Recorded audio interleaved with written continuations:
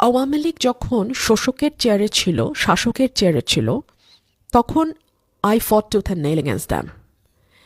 But এখন chair পাল্টে গেছে। এখন শাসক এবং শোষকের চেয়ারে আরেকটা গ্রুপ অফ পিপল গেছে। আমার অবস্থান কিন্তু পাল্টায় নাই। আমার অবস্থান সবসময় মজলুমের পক্ষে। এখন কিন্তু আওয়ামী লীগ মজলুমের চেয়ারে। আই এম নট সেইং আমি আওয়ামী লীগের পক্ষে, বাট আমি যে কোনো অন্যায়ের বিপক্ষে।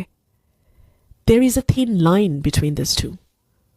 I am not in favor of anyone, but I am against any oppression. Any oppression. No matter what. আমার খুব কাছের কেউ যদি কাউকে অত্যাচার করে, অপ্রেস করে, অন্যায় করে, আমি ডেফিনেটলি তার বিরুদ্ধে দাঁড়াবো। That is how I am.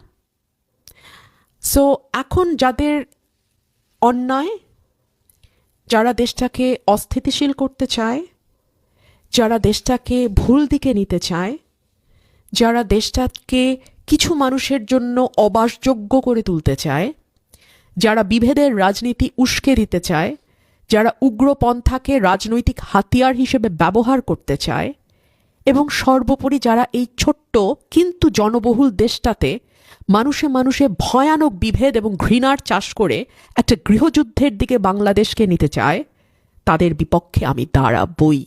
তাতে আমাকে শেখ রুমিন বলুক কিংবা রুমিন রহমান বলুক, আমাকে বিএনপির নাম ধরে ডাকুক আর আওয়ামী লীগের নাম ধরে ডাকুক, আমার কিচ্ছু যায় আসে না।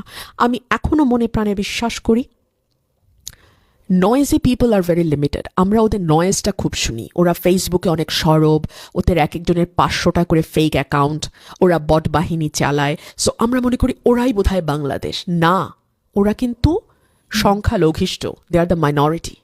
মেজরিটি কিন্তু চুপ থাকে। হ্যাঁ, এই চুপ থাকার মাসুল দিতে হয় পুরো দেশকে। তারা চুপ থাকে এবং তাতে পুরো দেশটা আরও ডিজাস্টারের দিকে যায়। কিন্তু ভিতরে ভিতরে কিন্তু তারা জানে যে what Rumin is saying is right, what she is doing is right.